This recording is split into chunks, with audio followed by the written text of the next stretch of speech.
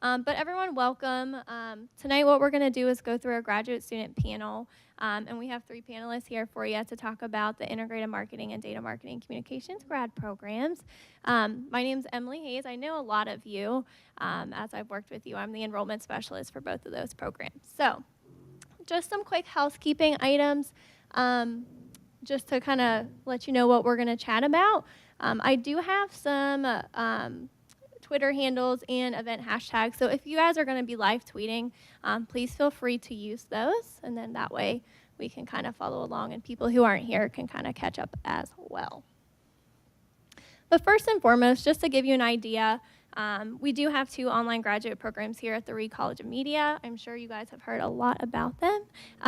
But we have the MS in Integrated Marketing Communications and the MS in Data Marketing Communications. So we have representation, like I said, from both of those programs here tonight to kind of give you the inside scoop into the programs, talk to you about their perspective as a current student, and share those insights with you. Also, good to know, I have some upcoming information sessions. So if any of you are starting to think about graduate school, I have an in-person info session coming up on the 29th. So consider attending. We'll go through the specifics of the programs, and that's certainly something that you can share with your group as well. And I also do the online sessions too. Alrighty, well, we will go ahead and get started with our panelist introductions. Like I said, for myself real quick, I am Emily Hayes, the enrollment specialist for the IMC and DMC programs. I'm also a graduate of the IMC program, but we wanted to have these panelists here with you tonight since they are currently working their way through the program, so I think they're the best representatives of those programs. What steps did you take in undergrad to really prepare for graduate school? And how did you make yourself a more competitive applicant? Okay. I didn't, kind of like you, I didn't 100% know my junior or even the beginning of my senior year that I wanted to go to grad school. So I was preparing myself for the job world. So from a very young start in the Reed College Media, Dr. Callistra expressed how important it was to have internships, and I can't express that more. I've learned so much from internships, and I've had so many great mentors that have gotten me to this point. So also internships at WVU, they're incredible. A lot of people have went to school here. They have passions that they can share with you. But for me, like I said, I worked at the Alumni Association, and I gave it all I can. And if you are in an internship, stretch yourself. Tell them, this is what I'm good at already, but I want to do this. Have them express to you things that you never thought you could do, and just really be vocal about where you want to grow in an internship. For me, I think it was that, and then also student orgs, getting yourself involved. I think in undergrad, it's just really, really important to network yourself, and you do have a lot of time in undergrad compared to what you're going to have in grad school or just after school. So use your time wisely while you're here. There's so much more than what you think. Being a grad student now, I look back at all the places I could have been involved, and I want to do that. So I would just say that there's a gazillion student orgs. Even if they're not in your profession, try something new and see if you can expand your skill set. But yeah. Thank you. And Lindsay, I'll ask the same question. You know, what steps did you take in undergrad to really prepare for graduate school? And how would you say you made yourself a more competitive applicant? Well, like I said, I never really thought that I was going to go to grad school. I thought that I was going to do my undergrad and just go in. Though, while I was in my undergrad, I kind of just threw myself at the work that I was doing, and thankfully, you know, that showed for the graduate program. But like she said, internships, I graduated with at least 3. So that was going to look good on a resume. It was going to look good on an application either way. And I think capstone is probably the largest thing that prepared me for this. So throw yourself into it. You feel like it's consuming you, but you're learning so much that you can just take away from. So I think that is kind of what I did, was I just threw myself into that work, and thankfully it showed, and I was able to show it. Thank you. And Allison, same for you. What steps did you take in undergrad to really prepare you for graduate school, and how did you make yourself a more competitive applicant? I agree with Lindsay that you really need to dive in there, and even though it's hard, even though you know it's a lot of work, just do it because it's going to be worth it in the end. And in my undergrad, I tried to take a lot of electives. There's a lot of really cool, interesting courses you can take in undergrad that can help you understand what you're passionate about. So don't be afraid to take that extra course, especially if you know you might have a lower workload. Take that extra course, try it out. If you don't like it, you can drop it, you know. So it never hurts to try it. And as far as competitiveness, I guess I've always tried to be like a jack of all trades. So just you can never stop learning, really. So just keep learning and keep trying to do your best. Mm-hmm. Thank you. Moving along to question 3. So what have you enjoyed learning the most so far in the IMC or DMC graduate program? So what have you enjoyed learning the most? So I, like I said, am a first year in the program. So now I'm on so I had the first 8 weeks, I had one course, and that's kind of like your big core course to get you introduced into the program. And now I am in visual design and emerging marketing and media. So far in those 2 courses, I guess I can only go off of that. So far in those 2 courses, emerging marketing and the media has been so cool to learn about all the different things. Really quick thing, I'm learning about the Internet of Things. I don't know, it's just really interesting to see how much technology is changing, and I'm just finally becoming way more interested in seeing like what is really happening today in technology beyond what we can even see or think. So that's been really cool. In visual design, I'm learning like the theory behind why we create things, and that's just been really enjoyable. But aside from that, getting to meet these professors and really looking at their resumes and just seeing who these people are that are teaching you and where they've come from is just really cool. And then I would say also, if you are in IMC, even though it is an online program, like communicate with your professors and develop a relationship with them. That is great advice, and I also loved emerging media in the market. It was one of my favorite classes. Cool. And we update that, this is a little promo, we update that curriculum really regularly because the industry changes, and obviously it's called emerging media, so little promo there. And Lindsay, what have you enjoyed learning the most so far in the IMC program? So I am in my 2nd year, so I'm almost done in May. So I've taken a lot of the different classes. So it's really hard to pick one. Emerging media was really nice. I think overall what I've taken out of the most is just that practical part of all of it. You're learning, in undergrad, they teach you what you're going to do. In graduate, you're doing it, and I think that's my favorite part, is just like that hands-on, like it's no longer, well, this is what marketers do, or this is what PR professionals do. It's like, oh no, you have to do it now. And I think that's been my favorite part, just that takeaway, just hands-on. I love that, thank you. And Allison, what would you say you've enjoyed learning the most so far into the DMC program? Yeah, I'm at the same point as Jenna, but so far, I don't know how how old the people are in your program is right now, but in DMC, they're a lot older, so they're already in the industry. So it's really cool to hear from them, their take on it. And a lot of them actually bring in work they've done at the company they work at, and it's just really cool to see like a real example of what we're learning being used in real time. Yeah, and our DMC students tend to be a little bit more experienced. It's not to say that we don't have students start right out of undergrad like Allison did, but typically, you know, they're the ones making the marketing decisions, looking at the budget, and kind of making those strategies and tactics. So that's why it is that way. But it is good for you as a learner. So that's great. Okay, question number 4. What advice would you give yourself if you were starting the graduate school process all over again? Jenna? Sorry, I should have thought about this a little bit more. So since I'm still new, I'm still giving myself advice, I guess. I don't know, this is going to sound cliche, but breathe, you're going to get through it. From the beginning, it's challenging. You think because you're in an online program that maybe you'll have a little bit more flexibility, but time management is key. And I wish at the beginning I would have told myself, I think that's just a life thing. You have to, for me personally, like I have to go through every couple weeks I'm time managing something different. But just at the beginning, just telling myself that, like, breathe, you're going to get through this, time managed well, really plan out when I'm going to study, because you have to make yourself really responsible when you're in an online program.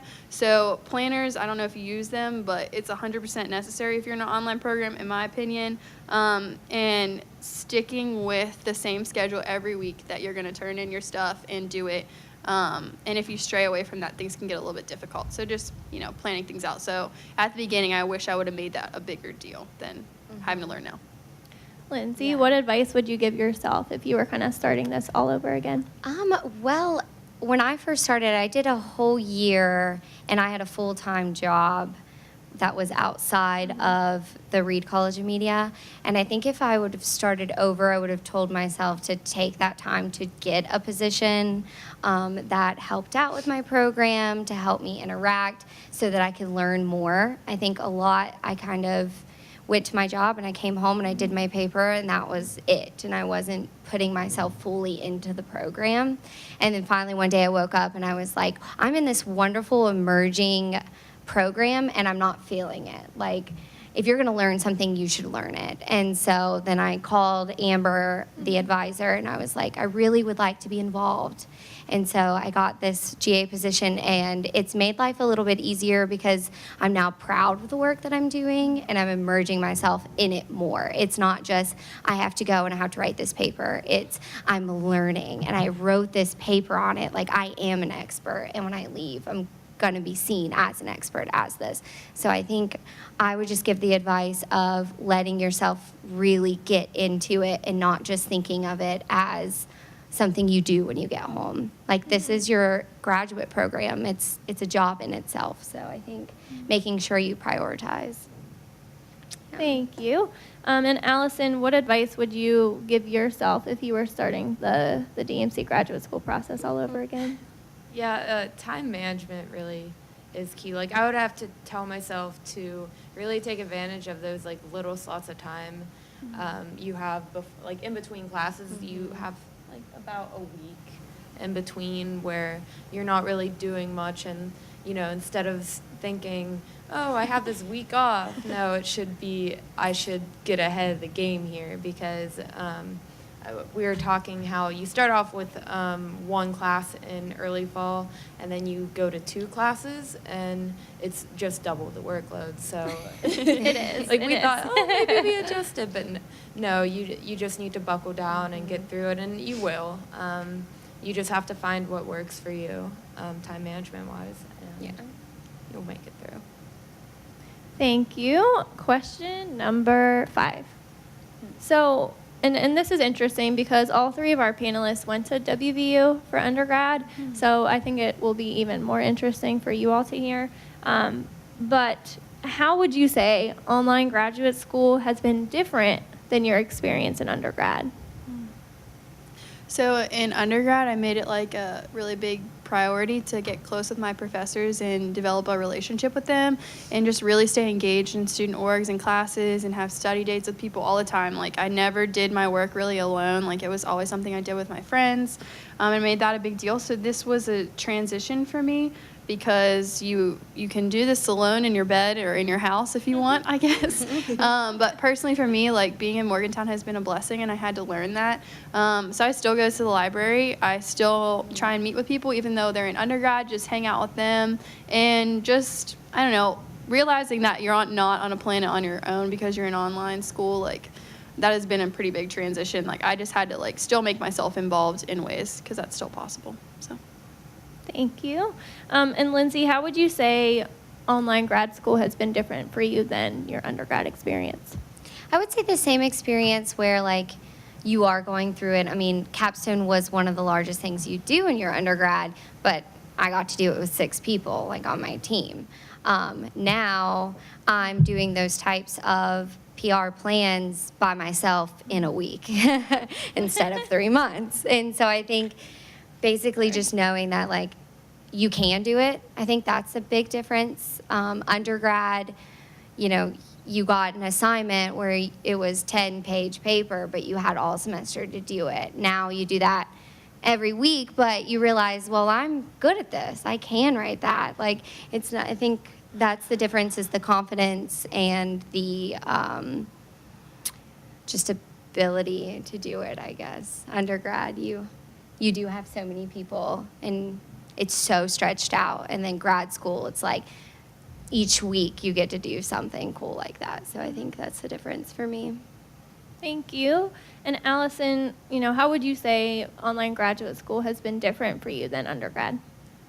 At first, I was really worried about not being in a classroom, because I was the type of person that I had to be there and the teacher had to yell in my face for me to get something like through my head. But then I realized that there's a lot of positives to a class being online. Like, you're going to have times where you're like, oh, thank God I don't have to block my time to go to this class. Like, you don't realize how much time that you spend in class, but it's a lot of time. And I think, you know, I was worried that I would lose these lesson concepts, but what I've appreciated about the program so far is that all the courses are more or less laid out the same way. You know, it starts with the course introduction, then there's weekly lessons, and they all kind of follow the same suit, which makes it a lot easier to comprehend. So that's something that I appreciated about it. And yeah, I think that's fun. Thank you. Now, question number 6. What advice can you share for acquiring a graduate assistant position? I know I've talked with a lot of students, and this is one of the reasons that we're having this event. I've talked with a lot of prospective students who are interested in IMC or DMC, but are also really interested in getting a GA position. And I always tell them they're very competitive. You know, you have to start preparing, you know, as early as you can. So if you could, you know, share some advice on, you know, really how you went about it, and what you might recommend to someone who's thinking about doing that. Yeah, we kind of hit on internships. You guys should know by that point. Like, it's really important, and they look for that. And I had 3 GA interviews, and every single one it was spent on talking about what my skill set was and they expected me to definitely know what the position was that they had prepared for me, and how my skills were I was the best person for that. And you have to, like, the elevator pitch thing, it's real. I'm assuming that I had never applied for a full-time job yet, but I'm assuming it's the same exact thing. But an elevator pitch is real. Understand what you're truly good at, and find a story that, like, shows how passionate you are. For me, I definitely challenged myself with my capstone, so that was my story. I just came fresh off of that, so I had a lot to share with that. But I would say my best advice that I can give you guys is, with a GA position, this is my personal opinion, don't pick something that you're comfortable already in.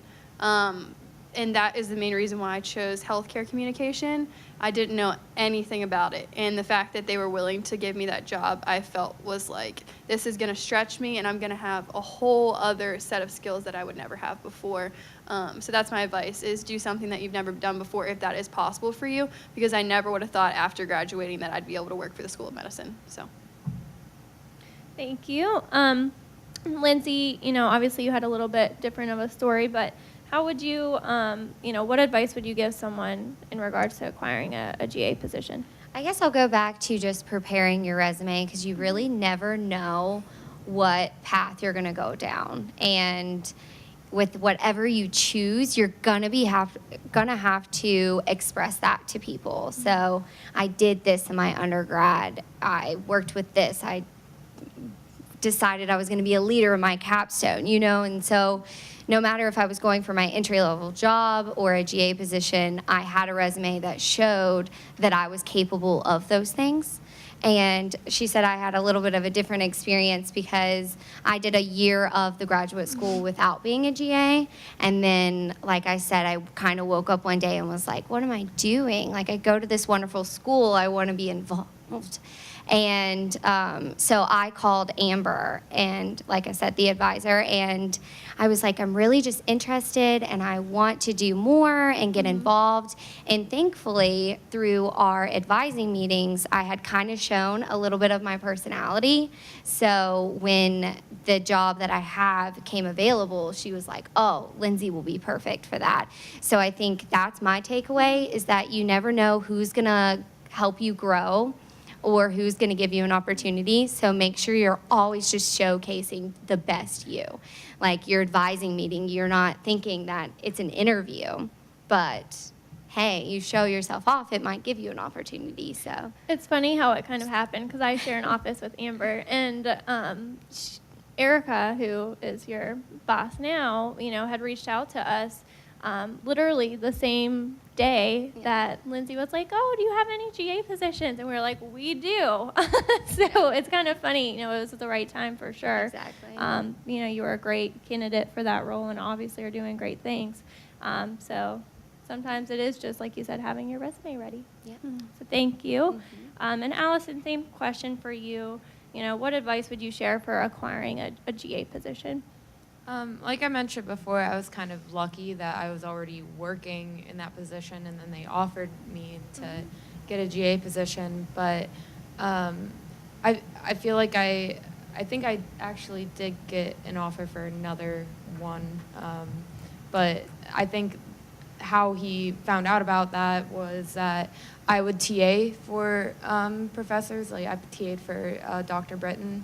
And when you TA and help a teacher out, I think that word gets around, what your skill set is within the teacher network and the network within the Reed College. And it's really having that relationship and fostering it with the professors that can eventually lead you to getting a GA position.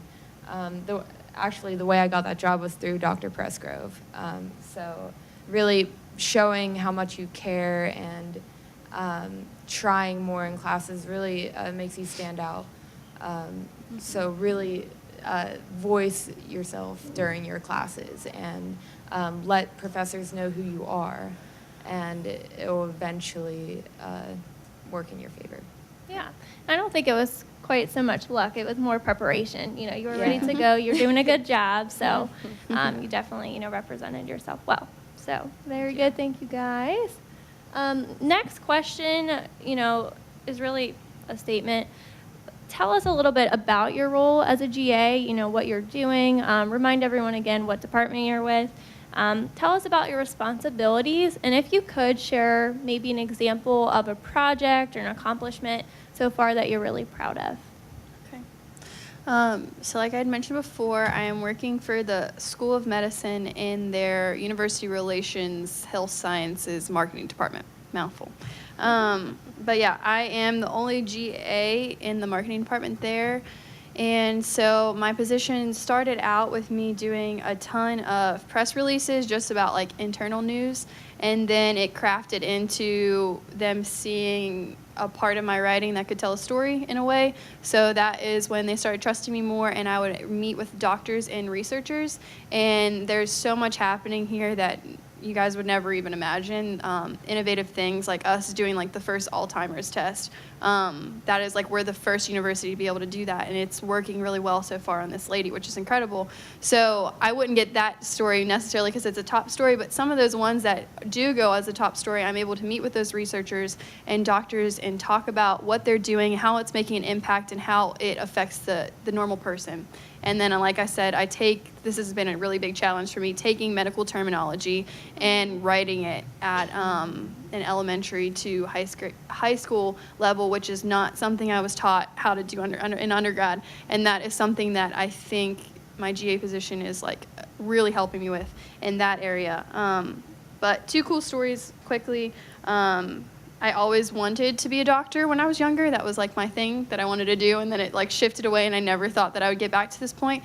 But I got to go to a cadaver lab a couple weeks ago, and no one in my department would do it, so they sent the GA in to do it. So we went into this cadaver lab, and we are one of the first schools to be able to take cadavers and put blood in them to make them a fresh tissue again. So these trauma students are able to perform a real life emergency surgery on a body that has blood. And so that is something that they'd never been able to do before. So say, for example, they'd cut an artery. They wouldn't know that was that artery because it wasn't blown up with blood. So I got to go in there, and I looked at it, and then I got to interview the doctors after that. So that was really, really cool, and I don't think I'll ever forget it. But yeah. I don't think anyone else will have that story. So that's really Sorry. So next for you, Lindsay, again, tell us about your role as a GA, remind everyone what you're doing, your responsibilities, and then tell us about a project or accomplishment that you are very proud of. Sure. So I work with the Reed College Media and the IMC and DMC programs for their social media. So basically, I help with doing the content strategy and then day-to-day just tweeting, Facebooking, things like that, which sounds like very minimal, but it ends up being quite a job. I think I would say my biggest responsibility is just finding that content for an online program. We have so many really cool students, and I think my kind of goal is to find them and let's showcase them. So that's kind of what I'm working on now. I don't know, a big accomplishment. We did our Instagram launch.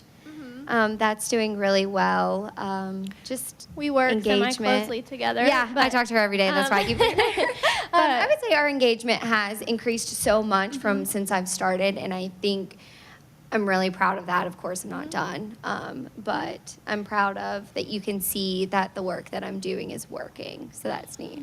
Definitely, and she has a wonderful little social media calendar for us, and as a department, it's a lot to have really good, engaging social content. So to kind of have someone to help with that has been really beneficial, I think, for us as well. So thanks. And Allison, for you as well, tell us about your role as a GA, your responsibilities, where you're at, and if you could, a project or accomplishment that you're proud of. Okay, so I work at the Statler College Office of Enrollment and Outreach, and my title there, I guess I picked it, it was a strategic designer. And yeah, they said you can just do whatever. But the nature of the office is that we work as a team. We have a lot of events that happen, like this weekend it's Discovered Our View, and we're gonna have 500 people coming to our into the engineering sciences building in the morning. Anyway. But my primary job is to create t-shirts and flyers, or really anything they need me to make that helps with their overall goals. But one project I was particularly proud of, and I was really sad it wasn't measurable, was it was Interactive Insights, I call it. And if you guys have ever used HP Review, I think it's used a lot in here. It's when you have an image and you have this app called HP Review, and you scan the image and then a video comes up. And what I did, it was for high school visitation day. I made an interview video for each major within engineering, so that then all the high schoolers could download the app and then hover up on the image and learn a little bit more about it. And it was a lot more self-guided. And yeah, I think it had some pretty good results. Unfortunately, HP Reveal isn't at the point where they have analytics. They're still at the beta.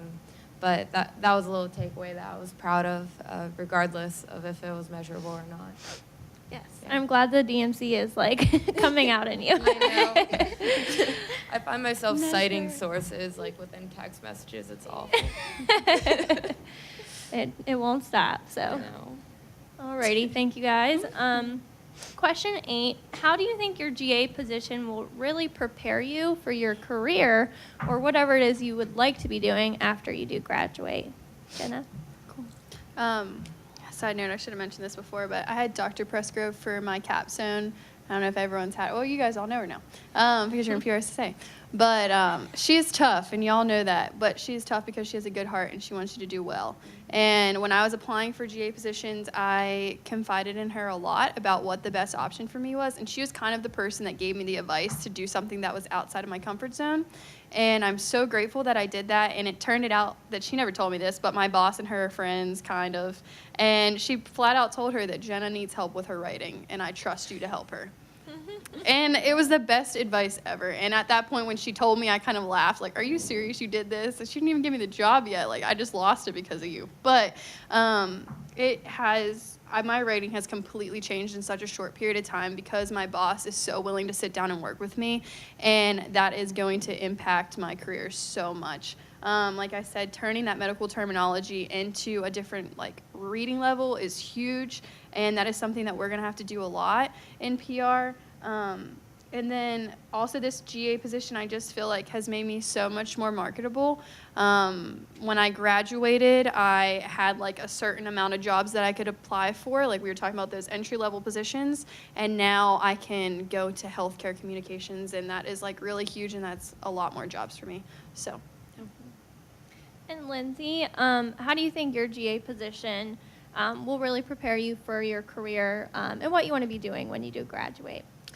I think my big takeaway is just working in a communications department, like office. I'm starting to learn a lot of what they do for their day-to-day and how things work and deadlines and what people expect from you. I mean, it's quite different from being just a student because your teacher tells you what they expect from you. Your boss doesn't. They expect you to stand up and do it. And I think that this is kind of a great transition, we were talking before, into that work lifestyle. So we're getting, I mean, they're jobs. It's not just, you're not just an assistant. Like, you have responsibilities. And so it's kind of a soft way to teach you to stand up with those responsibilities, to take them a hold and make them your own. And like she said, it makes you so much more marketable because of that, because you haven't just been a student for the past 6 years. Well, you've been working in a comm department or working in a health department. It just, you get that niche, I guess. So I think that's going to make me stand out because I can talk about office relations. I mean, there's a lot to a real job. So I think that's going to help me a lot. Thank you. And Allison, how do you think your GA position will really prepare you for your career when you do graduate? Yeah, when I did get hired, they've told me, my boss, Kate Moran, have told me from the very beginning that, you know, if there's anything that I could create at that job that would help me better my career, then they're all for that. So when I talk about being lucky, that's kind of the ways that I am lucky. But a lot of what I'm doing now with them is, like, I'm working with data visualizations, and they don't necessarily need that, but they know it'll help me. So that definitely puts me a step ahead. And as I get closer to what I really want to do after I graduate, I at least know that I'm going to have that option to get some work under my belt that would actually be relevant to what I want to do. And then there's also working as a GA, they understand you have work, homework to do. So if I absolutely couldn't show up one day, I could say I could make up the days tomorrow. That's something you don't have at just your average job. So having a GA position is really valuable in that sense. Okay, and I just have a personal follow-up question because I'm curious, which is not on my PowerPoint. If you guys wouldn't mind sharing just some thoughts on what you might want to do when you graduate from IMC or DMC.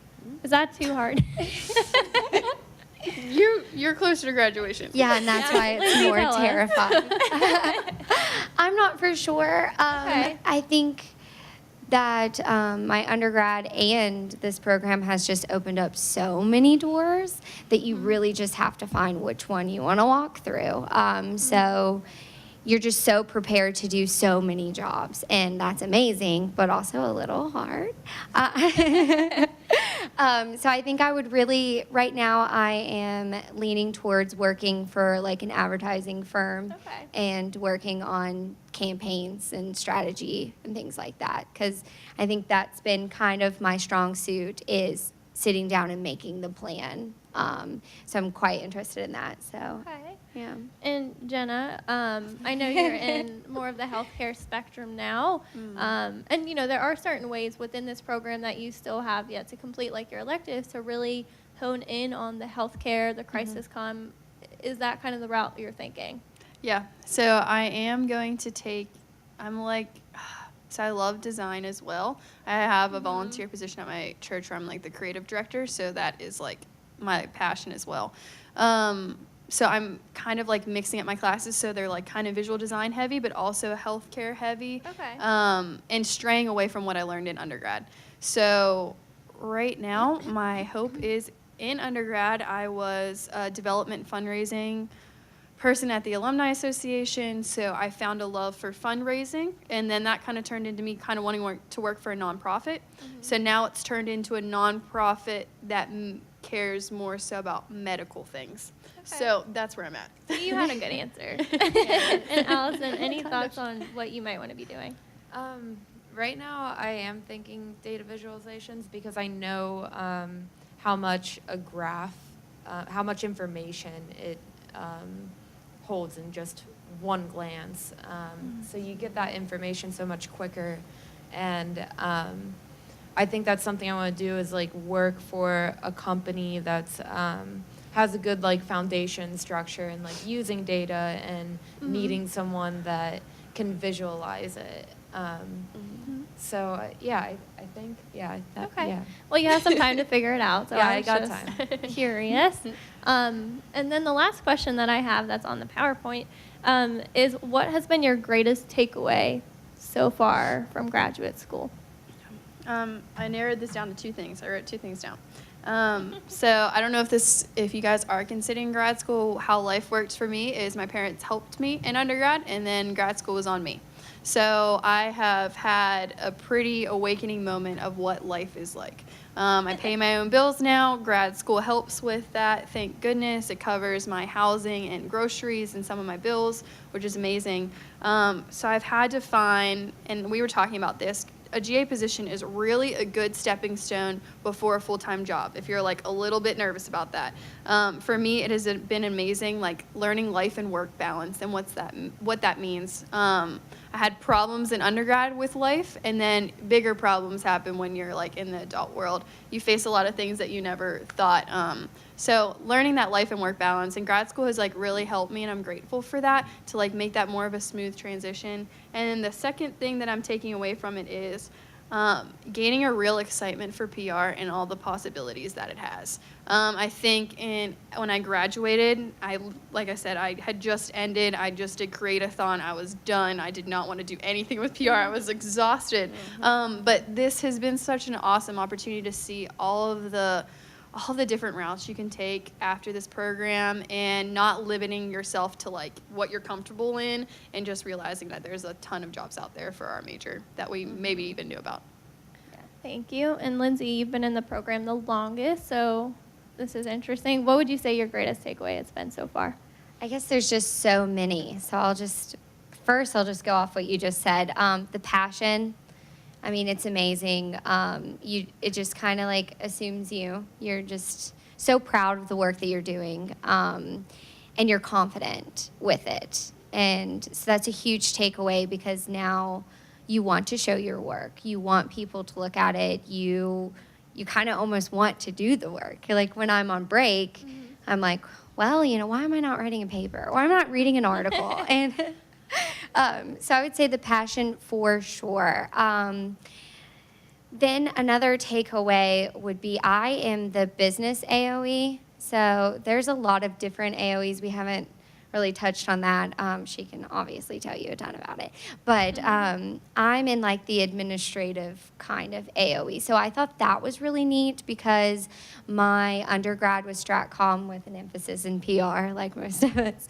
And I knew that I had strong like leadership skills. So I think it was cool that I was able to take classes that kind of honed in on those interests. So I got to take a little bit of different than straight PR or straight marketing, but it still, goes towards my program. So that's a huge takeaway is that those skill sets that I learned. And then lastly, I would say just the practical part of it. I guess I keep saying that, but it is the biggest emphasis is that the stuff that you're like emerging media, it's what's going on in day to day. It's not, okay, this is hypothetical situation. It's, okay, find a company that is going through something and let's fix it. And I think that's my biggest takeaway is just that practical way of looking at companies and businesses and stuff and kind of always in that marketing mindset. So it's neat. And Allison, same for you. And I know that you're still working your way through DMC, but so far, what would you say has been your greatest takeaway? I actually recently found out that pie charts are not good to use. It's not that serious of a takeaway, but I'm still dumbfounded by it because, like when I was in classes with Bob Britton, he taught me to use them to represent parts of a whole. And now I'm finding out, like, I turned a page in my book and it says, pie charts are evil. Okay. So I guess, like, that's just not it's not something that I should use. So that's just kind of still getting through that. That is interesting. I haven't heard Yeah, that one.